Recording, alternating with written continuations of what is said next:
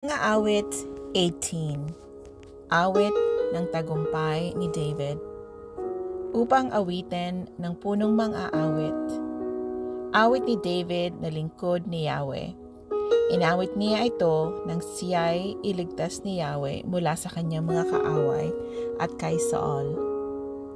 O Yahweh, Ikaw ay aking minamahal. Ikaw ang aking kalakasan. Si Yahweh ang aking batong tanggulan, ang aking tagapagligtas, Diyos at kanlungan, tagapag-ingat ko at aking sanggalang. Kay Yahweh ako'y tumatawag, sa aking mga kaaway ako'y inililigtas. Karapat-dapat purihin si Yahweh. Ginapos ako ng tali ng kamatayan, tinabunan ako ng alon ng kapahamakan. Nakapaligid sa akin ang panganib ng kamatayan. Nakaumang sa akin ang bitag ng libingan. Kaya't si Yahweh ay aking tinawag. Sa aking paghihirap, humingi ng habag. Mula sa kanyang templo, tinig ko ay narinig. Pinakinggan niya ang aking paghibik. Ang buong lupa ay nauga at nayanig. Pundasyon ng mga bundok ay nanginig. Sapagkat ang Diyos ay galit na galit. Lumabas ang usok sa kanyang ilong. Mula sa kanyang bibig ay mga baga at apoy. Nahawi ang langit ay siya'y bumaba. Makapal na ulap ang tuntungan niya. Sa isang keruben, siya ay sumakay.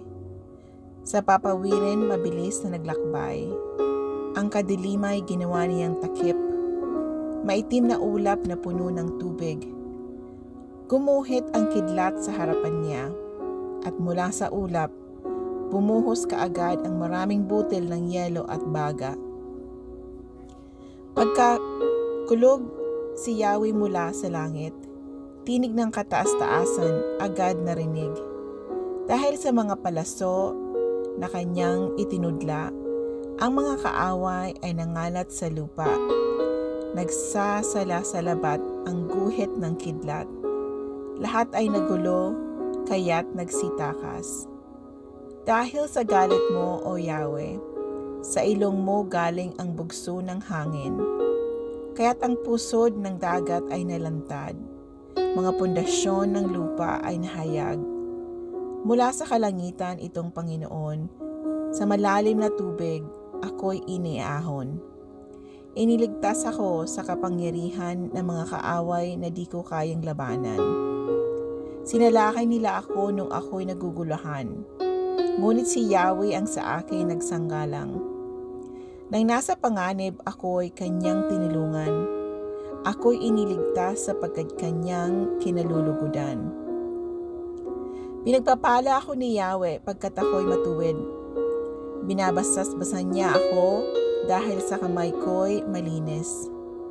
Mga utos ni Yahweh ay aking sinunod. Hindi ko tinalikuran ang aking Diyos. Lahat ng utos niya ay aking tinupad.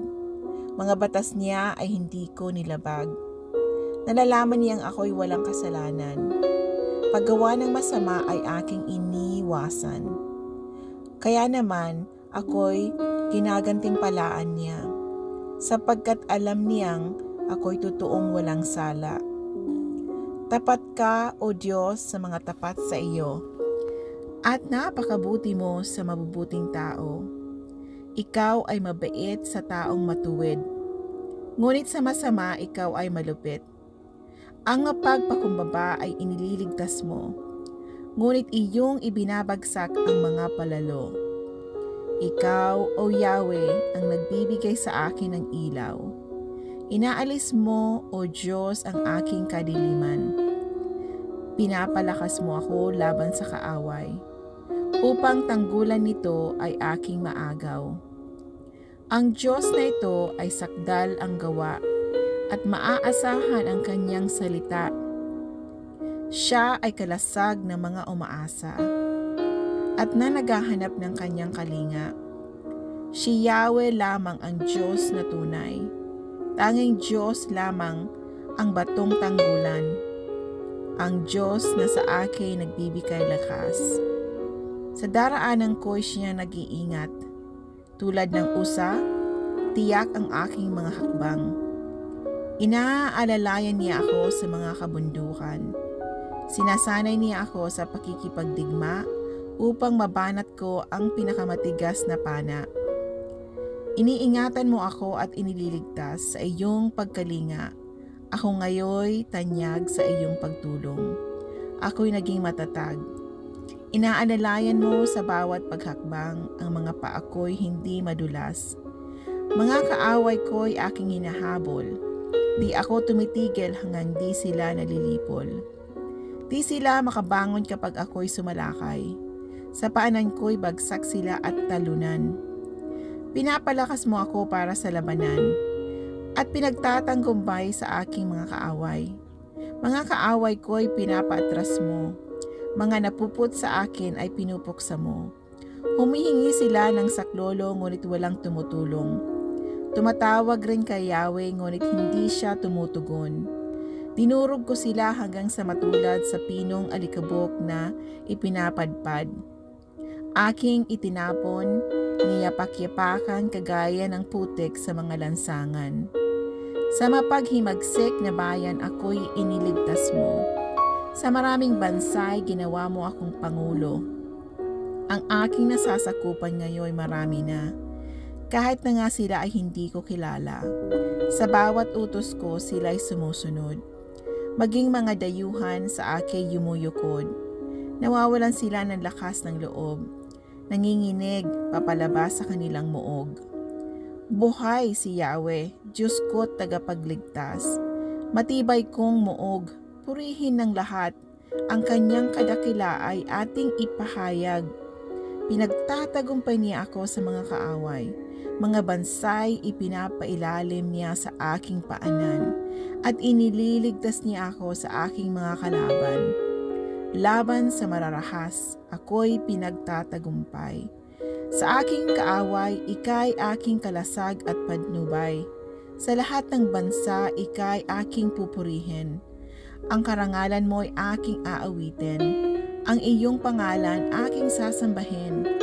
Dakilang tagumpay ibinibigay ng Diyos sa kanyang hari. Tapat na pag-ibig ipinadarama niya sa kanyang pinili, kay David at sa lahat ng kanyang salinlahi. Amen.